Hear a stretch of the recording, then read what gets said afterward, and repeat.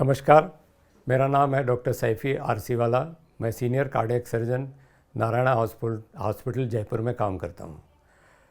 इन दिनों लॉकडाउन के दिनों में ये हुआ है कि हमने कुछ पेशेंट यहाँ से ऑपरेशन करके घर भेजे हुए हैं, लेकिन वो घर से वापस हमारे हॉस्पिटल में आ नहीं पाए फॉलोअप के लिए। तो उनके लिए मैं कुछ सलाह देना चाहूँगा। तो सबसे पहले जो चीज़ है, जब वो यहाँ से डिस्चार्ज हुए उसके बाद उनके मन में कुछ दुविधाएं हुई होंगी ज़रूर से। तो एक के बाद एक पॉइंट मैं आपको बताना चाहूँगा। पहला पॉइंट है उनकी जख्म को लेके। कई बार उनको ये दिक्कतें आती है कि ड्रेसिंग करनी चाहिए, नहीं करनी चाहिए, ये सब। तो ड्रेसिंग करने की बजाय जख्म को खुली रखनी चाहिए और उस पर सवेरे शाम बिटाडीन लगाना चाहिए। जब तक टाँके निकल जाते हैं, टाँके निकलने के बाद उसको सिर्फ बिटाडीन से साफ़ किया जाए सवेरे शाम। ये हुई जख्म के बारे में बात। जख्म दोनों तरफ हो सकती है। जिनका बाईपास सर्जरी हुआ है उनको छाती पे जख्म होती है और पैरों पे जख्म होती है, और जिनका वाल्व का ऑपरेशन हुआ है उन्हें सिर्फ छाती पे जख्म होती है। धीरे धीरे ये जख्म, अब तक तो बहुत से पेशेंट्स की ये जख्म ठीक भी हो चुकी होंगी। 15 दिन में ये जख्म अच्छी तरह से ठीक हो जाती है, टाँके निकल जाते हैं और कोई परेशानी नहीं रहती। जिन लोगों को टाँकों में से थोड़ा सा गीलापन रहा हो या रेडिशनेस, लालच, स्वेलिंग सी रही हो, उन लोगों ने अपने डॉक्टर से परामर्श कर लेना चाहिए और हमें हॉस्पिटल से संपर्क करना चाहिए। ये हो गई जख्म की बात। दूसरी बात होती है दवाइयाँ कैसी लेनी और कब तक लेनी। इन दवाइयों में से कुछ दवाइयाँ दी गई है, उसे एंटीबायोटिक कहते हैं, उसे बंद करना चाहिए। जो दवाइयाँ चालू रखनी है उसके नाम मैं आम तौर पर मोटे मोटे तरीके से बता देता हूँ। एक तो है इकोस्पोरिन और उसके साथ क्लोपिडोग्रेल, ये बंद नहीं करनी है। दूसरी दवाई है स्टैटिन्स, चाहे वो अटारवोस्टैटिन हो, रोजुवोस्टैटिन हो, इसे भी बंद नहीं करना चाहिए। और तीसरी दवाई है मेटएक्सेल या बीटा ब्लॉकर, जो हाई ब्लड प्रेशर के मरीज़ों को भी दिया जाता है। तो ये 3 दवाई बिल्कुल बंद नहीं करनी। इसके अलावा अगर आपको नींद नहीं आती तो नींद आने की जो दवाई दी है वो आप ले सकते हो। इसके अलावा और पेट साफ़ करने की दवाई दी है। अगर आपको कॉन्स्टिपेशन है या पेट ठीक से साफ़ नहीं होता तो वो दवाई भी आप चालू रख सकते हो। एंटीबायोटिक्स की ज़रूरत नहीं है। 15 दिन पूरे हो चुके हैं तो एंटीबायोटिक्स की बिल्कुल ज़रूरत नहीं है। तो ये हो गई दवाइयाँ जिनकी बाईपास सर्जरी हुई है। अब वो मरीज़ है जिनको वाल्व रिप्लेस हुआ है। वाल्व रिप्लेसमेंट वालों को भी एंटीबायोटिक दिया जाता है, जो बंद कर देते हैं हम 7 या 10 दिन में। उसके बाद जो उन्हें कंपल्सरीली दवाई लेनी है, अनिवार्य है उनके लिए, वो है या तो एसीट्रोम और वारफेरिन। ये 2 टैबलेट, दोनों में से एक टैबलेट दी जाती है, वो खून पतला करने के लिए दी जाती है। और खून पतला रखना ज़रूरी होता है इन वाल्व पेशेंट में, नहीं तो इनमें थ्रोम्बस या खून के गट्टे बन सकते हैं जो उनका वाल्व बंद कर सकते हैं या ब्रेन में जा सकते हैं। इसलिए इन्हें खून पतला करने की दवाई देना ज़रूरी है।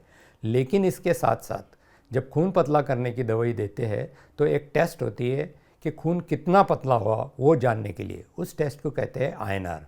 अगर आप वो आईएनआर आसानी से करवा सकते हो तो आपको करवा लेना चाहिए। अगर नहीं भी करवा सकते हो तो ये जो दो दवाई दी है, वारफेरिन अथवा एसीट्रोम, ये दोनों में से एक दवाई आपको लिखी है, वो आपने चालू रखना है और जो डोज में दी है वो चालू रखना है, उसे बंद नहीं करना। इसके साथ साथ इकोस्पोरिन भी दी गई होंगी वाल्व के मरीज़ों को, तो वो दवाई आपने चालू रखना है और बंद नहीं करना अपने आप में। दवाई ख़त्म हो गई इसलिए बंद करना, ऐसा नहीं करना है। दवाई ख़त्म हो गई, दूसरी दवाई लेके आओ और वो चालू ही रखना है जब तक ये लॉकडाउन चालू है। अगर आप आईएनआर नहीं कर सकते हो किसी कारण से और आपको ये जानना है पता कैसा चले कि खून पतला हो गया, वो ऐसे पता चलेगा कि आपके नाक में से खून निकलेगा या दांत में ब्रश करते समय एक्सेसिवली खून निकलेगा, ज़्यादा निकलेगा, महावरी ज़्यादा हो रही है। ऐसे स्थिति में जब खून पतला होता है तो ब्लीडिंग होती है। तो इसके लिए आप अपने डॉक्टर को तुरंत संपर्क करें या फिर हॉस्पिटल को हमारे संपर्क करें, जिससे हम आपको सलाह दे सकते हैं कि आगे क्या करना चाहिए। तो ये हुई बात मेडिसिन की। अब दूसरी बात आती है कि कुछ सिम्टम्स होते हैं जो घर जाने के बाद कुछ लक्षण होते हैं, मरीज़ को ऐसा लगता है कि उसे कुछ प्रॉब्लम है। तो वो कुछ सिम्टम्स के बारे में मैं आपको बताऊंगा। एक है खांसी आना। ये काफ़ी कॉमन है सिम्टम्स। ऑपरेशन के बाद कई लोगों को खांसी आती है, तो वो खांसी की दवाई जो दी गई है वो चालू रखना है, और अगर बहुत ज़्यादा खांसी आती है तो डॉक्टर से संपर्क करना है। दूसरा है फीवर आना या हल्के से पेन होना छाती में, ये कॉमन सिम्टम्स है, जहाँ जख्म होती है वहाँ पेन होता है। तो इसके लिए अगर फीवर नॉर्मली ज़्यादा नहीं आता, 99-100 तक का रहता है, तो आप पैरासीटामोल की गोली ले सकते हो, जो हमने ऑलरेडी प्रिस्क्राइब करके दी है। दिन में 2 से 4 बार पैरासीटामोल की गोली ले सकते हो आप। और अगर दर्द होता है तो दर्द के लिए भी ले सकते हो, और छाती में अगर दर्द होता है जहाँ जख्म है तो आप गर्म पानी की थैली से सेक कर सकते हो। दिन में 4 से 5 बार अगर आप सेक करेंगे तो इससे आपको बहुत आराम आएगा।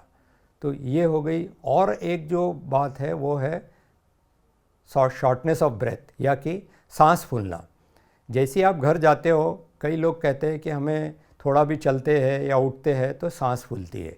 ये नॉर्मल है सांस फूलना, क्योंकि स्टेमिना कम हो जाता है, इसलिए सांस फूलती है।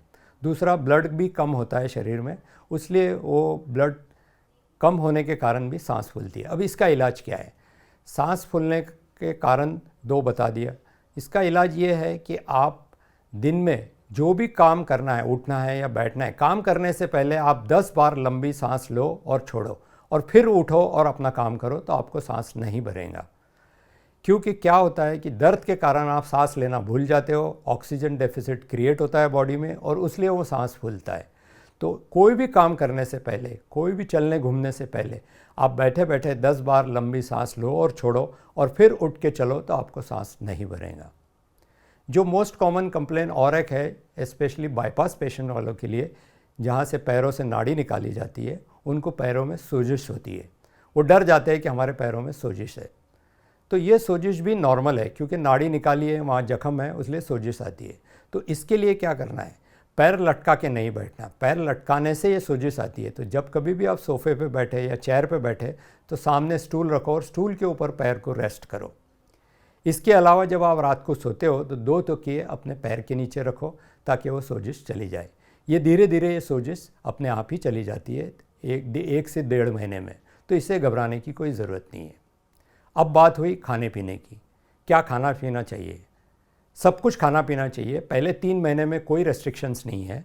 देसी घी अपनी रोटी पे चौपड़ के खा सकते हो, क्योंकि देसी घी में कुछ अच्छे तत्व भी है, जिससे आपकी जख्म जल्दी भरेंगी, आपको इम्यूनिटी मिलेंगी, इन्फेक्शन नहीं होगा। तो ये मत कहो कि हमने चिकनाई खानी बंद कर दी, ऐसा नहीं करना है। जो आप पहले खाते हो वो सब कुछ खाना है। हाँ, नमक मिर्ची कम खा सकते हो, लेकिन इतना भी कम नहीं करना कि आपको खाना ही ना खाया जाए आपसे, क्योंकि खाना बहुत ज़रूरी है। कई मरीज़ का सर्जरी के बाद कैटाबॉलिक फेज़ में चले जाते हैं, उनका वेट लॉस बहुत तेज़ी से होता है, इसलिए उनके लिए खाना ज़रूरी है। कोई भी तरीके का परहेज़ पहले 3 महीने बिल्कुल करना नहीं चाहिए। अगर आप डायबिटिक हो तो डायबिटिक के हिसाब से आपको डाइट लेनी चाहिए, बाकी तो सब कुछ खा सकते हो। दवाइयों में अगर आप डायबिटिक की दवाई चालू है तो उसी तरीके से ब्लड शुगर रेगुलरली चेक करो, और डायबिटिक की दवाई अपने डॉक्टर से सलाह के अनुसार लो। अगर आपको ब्लड प्रेशर की दवाई चालू है तो आप ब्लड प्रेशर की वो दवाई चालू रखें, ब्लड प्रेशर मेजर करते रहे, और कम ज़्यादा अगर होता है या लगता है आपको तो अपने डॉक्टर से परामर्श करें या हॉस्पिटल को हमारे कांटेक्ट करें। अब बात रही एक्सरसाइज की। कुछ एक्सरसाइजेज भी हमें करनी ज़रूरी होती है ऑपरेशन के बाद, जिससे हमारे जोड़ जो है वो स्टिफ ना हो, अकड़ ना जाए। ये जोड़ ना अकड़े, उसलिए हमें क्या करना चाहिए? उसे एक सिंपल तरीका है कि जितने भी हमारे शरीर में जोड़ है, चाहे शोल्डर हो, एल्बो हो, रिस्ट जॉइंट हो, हिप जॉइंट हो, नी जॉइंट हो, एंकल हो या नेक हो, कोई भी जॉइंट है हमारे शरीर में, जितने भी जॉइंट है सबको हिला लेना चाहिए। दिन में 2 बार कम से कम सारे जॉइंट 1-1 मिनट के लिए हिला लेना चाहिए।